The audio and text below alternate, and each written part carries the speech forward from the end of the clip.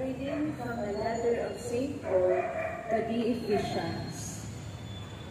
Brothers and sisters, may the God of our Lord Jesus Christ, the Father of glory, give you a spirit of wisdom and revelation, resulting in knowledge of Him. May the eyes of your hearts be enlightened, that you may know what is the hope that belongs to His call.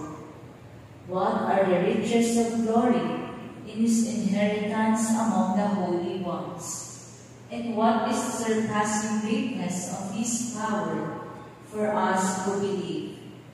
In accord with the exercise of His great might, which He worked in Christ, raising Him from the dead and seating Him at His right hand in the heavens, far above every principality, authority, power, and dominion, and every name that is named, not only in this age, but also in the one to come.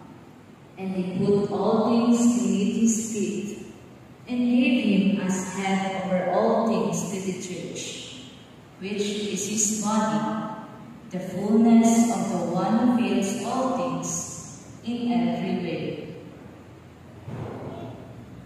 The word of the Lord. Thanks be to God.